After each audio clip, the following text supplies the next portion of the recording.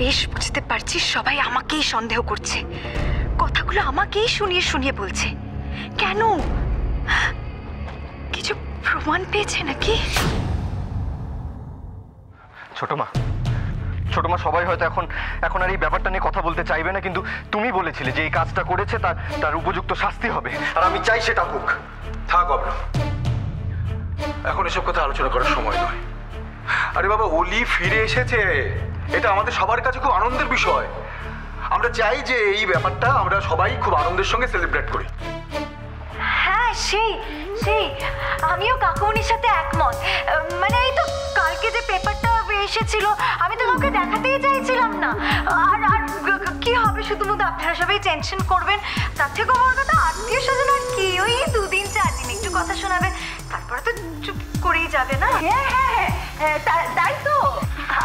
কাল তো বুকের পাটা যে এবারে লোকেদের সামনে দাঁড়িয়ে ওদের মেয়ের নামে নিন্দে বন্ধ করবে। মামি ঠিকই বলেছে, আমার সাথে যা কিছু হয়েছে সেটা আমি মনেও রাখতে চাই না। আর যখন অলি ফিরে এসেছে তখন বাবার কথা মতো আমাদের সবার একটু। না বৌরানী, না, একদম না। তোমরা এত ভালো মানুষ বলে তোমাদেরকে বারবার প্রবলেম ফেস করতে হয়, আর যারা এই প্রবলেমগুলো ক্রিয়েট করছে তাদের একবার হলেও অন্তত শাস্তি পাওয়া দরকার। অভ্র, ওই খবরের কাগজের লোকগুলান কিন্তু তোর বৌরানীর নামই করছে। অভ্র, ইনফ্যাক্ট আমি নিজেও এখন চাইছি না এগুলো নিয়ে এখানে কোনো রকম আলোচনা হোক। তবে হ্যাঁ, অন্যায় যে করেছে সে শাস্তি তো পাবেই, আর একদিন না একদিন এটা সামনেও আসবে, চিন্তা করো না। ছোট মা, ছোট মা, ছোট মা, আমি পারছি না, আমি আর পারবো না আর একটা দিন অপেক্ষা করতে ছোট মা। আর আমি তোমাকে রিকোয়েস্ট করছি, তুমি আজকে আমাকে বাধা দিও না। এটা জানাটা দরকার যে কে এই কাজটা করেছে, কে সে, কে চায় আমাদের ক্ষতি করতে।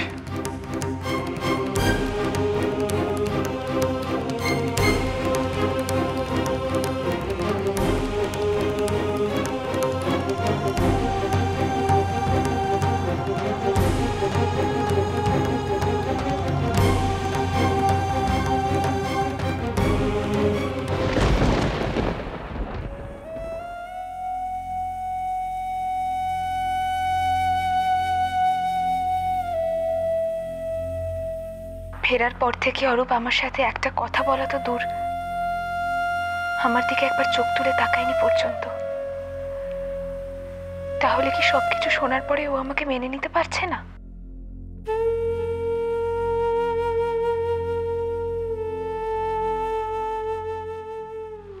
তুমি ঠিক আছো তো?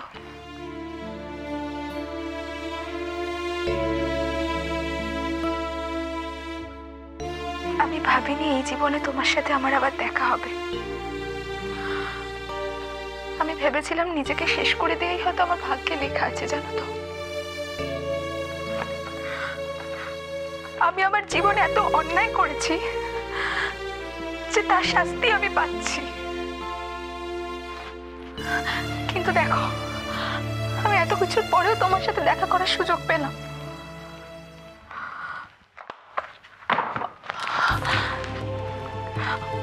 অরূপ, আমি এতদিনে শুধু এটা ভেবেছি যে আমি কবে তোমার মুখোমুখি এসে দাঁড়াবো, আর আজ যখন বৌরানীর জন্য সেই স্বপ্নটা সত্যি হচ্ছে তখন তুমি মুখ ফিরিয়ে আছো।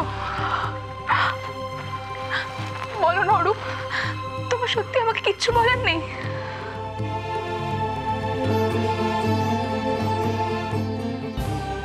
অরূপ, তুমি কি আমাকে সত্যি ক্ষমা করতে পারছো না? বলো না অরূপ, কি হয়েছে তোমার, কেন এরকম করছো?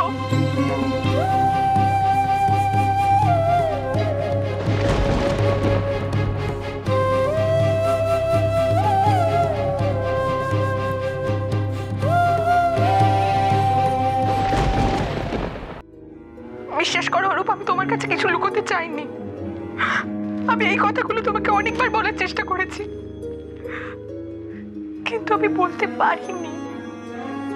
কমাস, তুমি আমাকে মিস করো নিয়লি? সত্যি করে বলো তো। করেছি, কিন্তু আমি যে কথাগুলো তোমাকে বলতে চাই। Please don't Cry. তুমি তো আমাকে মিস করেছো, থেকে বেশি কিছু আমি আর কিচ্ছু জানতে চাই না তোমার কাছে। তুমি কি কিছু শুনছো না অরূপ? যদি শুনে থাকো তাহলে কেন কিছু বলছো না? বলবো আমি? কি শুনতে চাও তুমি আমার কাছ থেকে? যা বলো তো তুমি বলে দিয়েছো আজ।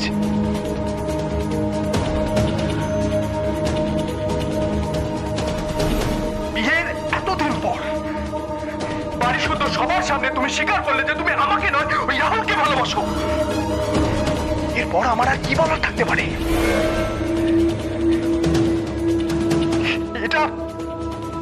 এটাও শোনার ছিল আমার। তোমাকে ভরসা করা, তোমাকে বিশ্বাস করা, এই মূল্য দিলে তুমি কেন হলি? কেন দিনের পর দিন আমার সাথে ভালোবাসার অভিনয় করলে তুমি? আমি তো তোমাকে কোনোদিনও কোনোভাবে জোর করে আটকে রাখিনি।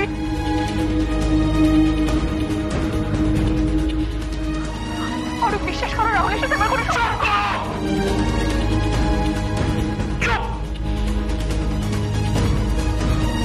রাহুলের সাথে তোমার কি সম্পর্ক আছে না আছে তার আজ প্রমাণ হয়ে গেছে। কি করে পারলে এটা? কি করে পারলে এটা? কি না বলো আমাকে ঢুকিয়ে? আমাকে বাড়ি শুদ্ধ সবার সামনে আমার মাথা হেড করে দিয়েছো তুমি। এরপরে শুনতে চাইছো যে আমি কি বলবো তোমাকে? কি বলবো? আমি ভালোবাসি তোমাকে। একদম না। ওই কথাটা তুমি মুখে আনবে না। মুখে আনবে না তুমি। ওই সত্যটা তোমার মুখে মানায় না।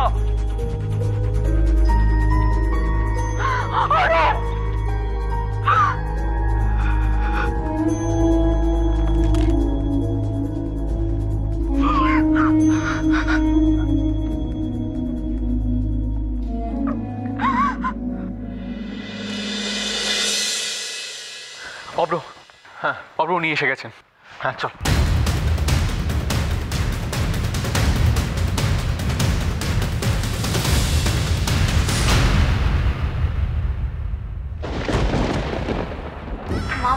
আমার মনে হয় নিশ্চয়ই ওরা না কোনো একটা ছক কষেছে, বুঝতে পেরেছো?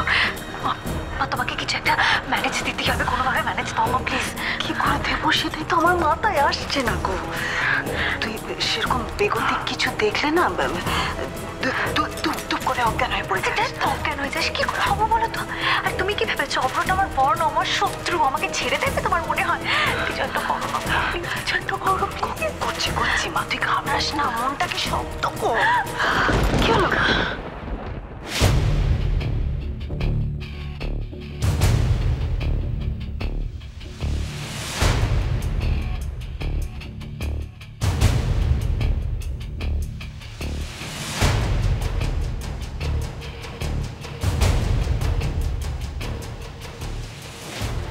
উনি হলেন দৈনিক জনকণ্ঠ পত্রিকার সাংবাদিক মিস্টার অনুপম মিত্র।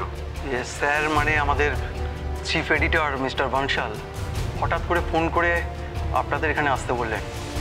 হঠাৎ কি ঘটলো উনি নিজেও কিছু খুলে বলেননি। আর মানে আমার তরফ থেকে কোনো কিছু ভুল যদি কিছু হয়ে থাকে। না মিস্টার মিত্র, আসলে আপনার থেকে একটা কথা জানবার ছিল, সেই জন্য আপনাকে ডেকেছি। আপনি বসুন না। ও থ্যাংক ইউ।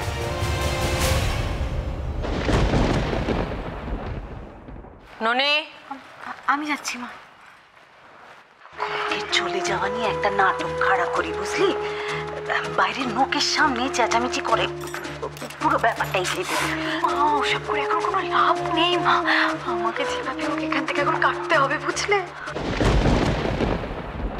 মিস্টার মিত্র, যে জন্য আজ আপনাকে এখানে ডেকে পাঠিয়েছি সেটা সরাসরি বলি।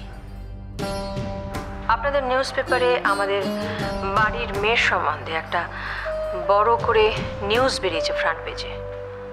আমি জানতে চাই সে খবরটা আপনারা কোথা থেকে পেয়েছেন। দেখুন, এটা এমন একটা খবর যে কোনো রিপোর্টারের কাছে এটা বড় স্কুপ। আনফর্চুনেটলি এটা আপনাদের ফ্যামিলি। আমি জানতে চাইছি এই খবরটা আপনাকে কে দিয়েছে? আপনাদের বাড়িরই লোক, কনক চৌধুরী।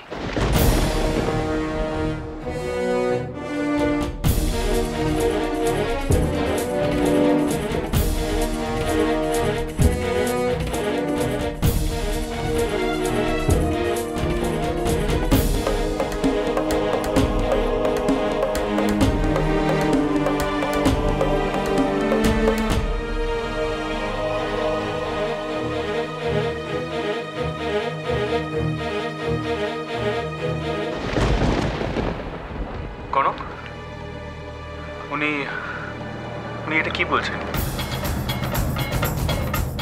এ কথা কি মানে হলো সার্থকই বাবা জীবন? উনি তো আর মানুষটাকে দেখেননি, নামটা বলছেন যে সেটাই তো প্রমাণ। আপনি হয়তো জানেন না যে এই ইনফরমেশনটা ওনার অফিসে গিয়ে ওনার হাতে দেওয়া হয়েছিল, কি তাই তো অনুপম বাবু? হ্যাঁ, কিন্তু যিনি গেছিলেন তিনি কিন্তু ইনি নন।